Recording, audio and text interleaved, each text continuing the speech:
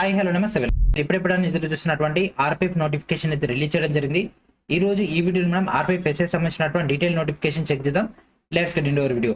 So present మనకి ఇంకా official గా ఆర్ఆర్బి సికింద్రాబాద్ సైట్ లో అప్డేట్ చేయలేదు. సో అఫీషియల్ నోటిఫికేషన్ లోకి వెళ్ళిపోదాం. So this is our official notification, centralized employment notice RPF 01 of 2024. Recruitment of sub inspector in railway protection force and railway protection special force. So దీనికి సంబంధించినటువంటి detail డేటాలు వెళ్ళిపోయే ముందు ప్రతి ఒక్కరు కూడా Srinivas my cabinet play store నుంచి ఇన్స్టాల్ చేసి రెగ్యులర్ గా ఫాలో అవుతుండండి. ఈ యొక్క యాప్ నుంచి మీకు కావాల్సినటువంటి కంటెంట్ మొత్తం కూడా లభించడం జరుగుతుంది. సో ఇప్పుడు మన యొక్క నోటిఫికేషన్ లోకి వెళ్ళిపోయినట్లయితే మనకి ఒక అప్లికేషన్స్ అనేవి రేపటి నుంచి స్టార్ట్ అవ్వడం జరుగుతుంది. అండ్ అప్లికేషన్ యొక్క క్లోజింగ్ డేట్ కనుక తీసుకుంటే May 14 నైట్ వరకు అయితే అందుబాటులో ఉండడం జరుగుతుంది. అండ్ అదేవిధంగా మనకి ఒక మోడిఫికేషన్ సంబంధించినటువంటి డేటా కనుక తీసుకుంటే May 15 నుంచి May 24 దాకా అయితే ఉండడం జరుగుతుంది. సో ఇక సబ్ ఇన్స్పెక్టర్ పోస్ట్ సంబంధించినటువంటి పే లెవెల్ కన్నా తీసుకుంటే ఇది లెవెల్ 6 బేస్ పైన ఉండడం జరుగుతుంది 7 CPC ప్రకారంగా. అండ్ వీళ్ళ యొక్క ఇనిషియల్ పే కన్నా తీసుకుంటే 35,400. అండ్ అదేవిధంగా వీళ్ళ యొక్క మెడికల్ స్టాండర్డ్ కన్నా తీసుకుని B1 ఉండడం జరుగుతుంది. And as per the date on 1/7/2024 ప్రకారంగా 20 to 28 ఇయర్స్ మధ్యలో వీళ్ళ యొక్క ఏజ్ అయితే ఉండాల్సి ఉంటుంది. అండ్ టోటల్ వేకెన్సీస్ కన్నా తీసుకుంటే 452.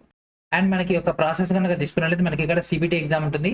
సిబిటి అయిపోయిన తర్వాత మనకు పీఈటీ ఉంటుంది, ఆ తర్వాత పిఎంటీ ఉంటుంది, అండ్ దాని తర్వాత డాక్యుమెంట్ వెరిఫికేషన్ ఉంటుంది. అండ్ ఈచ్ లెవెల్ కన్నా తీసుకుని మనకు 1:10 రేషియోలో వీళ్ళు ఇక్కడ షార్ట్ లిస్ట్ అయితే చేయడం జరుగుతుంది for the PET and PMT short list. Okay, so మనకి ఇక్కడ నెగిటివ్ మార్కింగ్ కూడా ఉండడం జరుగుతుంది ఫర్ ద సిబిటి 1/3 నెగిటివ్ కూడా ఉండడం జరుగుతుంది. అండ్ నెక్స్ట్ వేకెన్సీస్ ఇంక్రీజ్ అవుతాయి ఎలా, సో దానికి సంబంధించినటువంటి ఇక్కడ పాయింట్ అయితే ఇవ్వడం జరిగింది. Please note that these vacancies May increase or decrease as per the requirement of the railway administration.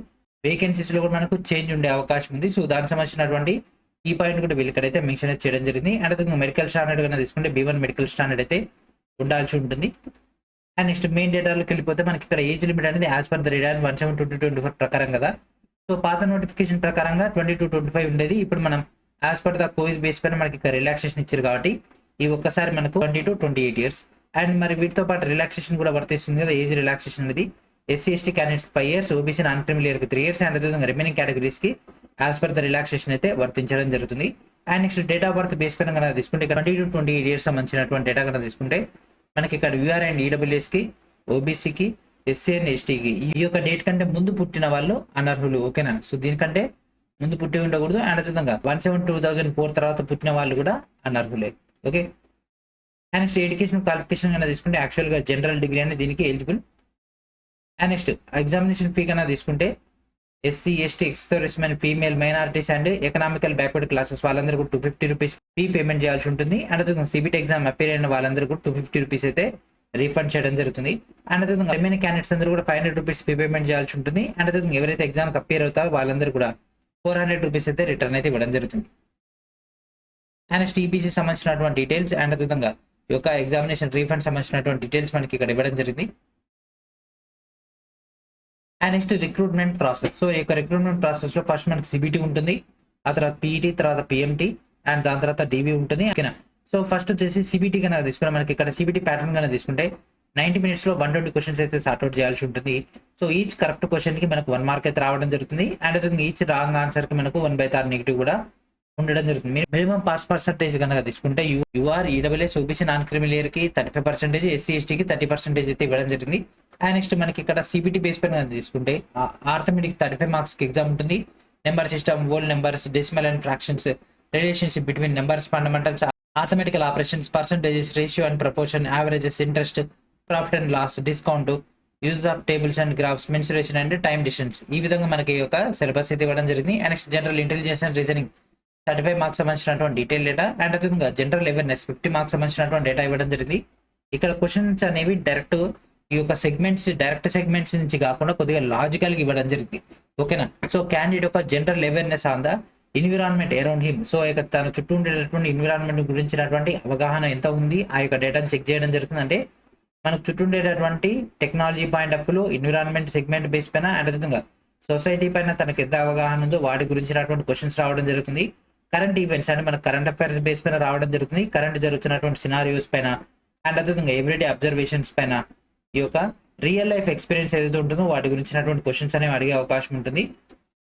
And దీంతో పాటు మనకు Indian history, art and culture, Geography, economics, Indian general polity, Indian constitution, sports, general awareness వీటన్నిటి గురించినటువంటి topics అనేవి రావడం జరుగుతుంది. అంటే మేజర్గా మనకు లైఫ్ సైన్స్ గురించినటువంటి డేటా అండ్ దాంతోపాటు మనకు ఎన్విరాన్మెంట్ బేస్ పైన, కంప్యూటర్స్ బేస్ పైన, and science and technology base పైన, ఆర్ట్ అండ్ కల్చర్ ఇట్లాంటి టాపిక్స్ అని కూడా మనకి ఇక్కడ రావడం జరుగుతుంది.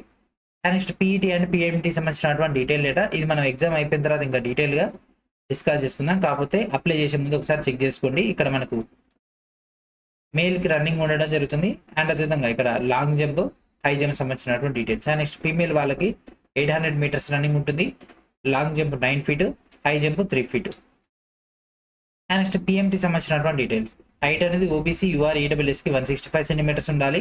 అండ్ అది ఫీమేల్కి అయితే 157. అండ్ నెక్స్ట్ చెస్ట్ కన్నా తీసుకుంటే unexpanded 80, expanded 85. And next SC ఎస్టీకి సంబంధించినటువంటి డీటెయిల్స్ అండ్ అదేవిధంగా అదర్ కేటగిరీకి సంబంధించినటువంటి డీటెయిల్స్. అండ్ నెక్స్ట్ డీవీ సంబంధించినటువంటి డీటెయిల్స్ మనకి ఇక్కడ ఇవ్వడం జరిగింది. And next medical examination and దాని తర్వాత ట్రైనింగ్ అనేది ఉండడం జరుగుతుంది. సో ఈ యొక్క ప్రాసెస్ మొత్తం కూడా మనం స్టెప్ బై స్టెప్ అంటే ఆ యొక్క లెవెల్స్ అయిపోయిన తర్వాత రిమైనింగ్ డేటాని డిస్కస్ చేసుకుందాం. అండ్ మోస్ట్ ఇంపార్టెంట్ వచ్చేసి photo and signature. So photo కనుక తీసుకుని మనకి ఇక్కడ 30 to 70 KB మధ్యలో ఉండాల్సి ఉంటుంది. అండ్ జేపీజీ ఫార్మాట్లో ఉండాల్సి ఉంటుంది. అండ్ అదేవిధంగా సిగ్నేచర్ కనుక తీసుకుంటే 30 to 70 KB మధ్యలో ఉండాల్సి ఉంటుంది. అండ్ అదేవిధంగా రన్నింగ్ హ్యాండ్ రైటింగ్లో ఉండాల్సి ఉంటుంది. అండ్ నెక్స్ట్ ఎస్సీ ఎస్టీ వాళ్ళు ఎస్సీ ఎస్టీ సర్టిఫికేట్ని అయితే అప్లోడ్ చేయాల్సి ఉంటుంది. సో ఈ విధంగా మనకైతే నోటిఫికేషన్ ఇది ఇవ్వడం జరిగింది. అండ్ నెక్స్ట్ మోడిఫికేషన్ కూడా మనకు ఛాన్స్ ఉంటుంది. మోడిఫికేషన్ ఫీ వచ్చేసి 250 రూపీస్, ఇది non refundable. Okay.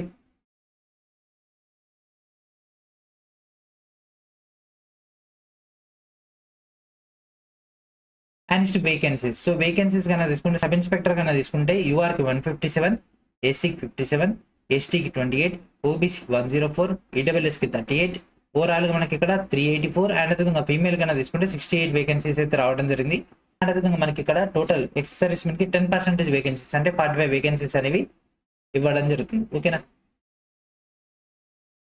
And relevant అయినటువంటి డాక్యుమెంట్స్ యొక్క performance, OBC non creamy layer certificate, self declaration, and అదేవిధంగా ఈడబ్ల్యూఏ సంబంధించినటువంటిది, అండ్ నెక్స్ట్ ఈబీసీ సంబంధించినటువంటి సర్టిఫికేట్, అండ్ నెక్స్ట్ డిక్లరేషన్ వీటికి సంబంధించినటువంటి details, and next ex servicemen quota. Okay. So ఈ విధంగా మనకైతే నోటిఫికేషన్ అయితే రావడం జరిగింది. ఓకేనా. సో చాలా సింప్లిఫైగా ఉంది. దీనికంటే మనకి ఎంప్లాయ్మెంట్ నేర్చుకోవడానికి కొద్దిగా మ్యాటర్ ఎక్కువగా ఉన్నట్టు అనిపిస్తుంది. ఓకేనా. సో ఇది ఫ్రెండ్స్ ఈ రోజు ఐ హోప్ మీకు అయితే క్లారిటీ వచ్చింది అనుకుంటున్నా. మనకు అప్లికేషన్ ప్రాసెస్ స్టార్ట్ కాగానే ఏ విధంగా అప్లై చేయాలి డీటెయిల్ డేటా అనేది మీకు వీడియో ద్వారా అందించడం జరుగుతుంది. ఓకేనా. విధంగా మన యొక్క ఛానల్ తరపున మీ అందరూ కూడా RPF SI and constable point of లో స్పెషల్ కోర్స్ అయితే లాంచ్ చేయడం జరిగింది. మీకు ఇక్కడ కనిపిస్తుంది కదా, RPF SI and constable CBT 120 marks special గా కంప్లీట్ కోర్స్ మీకు ఇక్కడ అందుబాటులో ఉంటుంది. సో జస్ట్ 499 కి ఒక కోర్స్ అందుబాటులో ఉంది. వెంటనే జాయిన్ అవ్వండి, ఫుల్ డేటాని గ్యాదర్ చేసుకోండి. ఓకేనా. సో వీడియో డిస్క్రిప్షన్ లో ఉన్నటువంటి లింక్స్ నుంచి ఈ యొక్క కోర్స్ ని గ్యాదర్ చేసుకోండి. సో ఇది ఫ్రెండ్స్ ఈ రోజు వీడియో. నెక్స్ట్ వీడియో మనం డేటాతో కలుద్దాం. And thank for watching.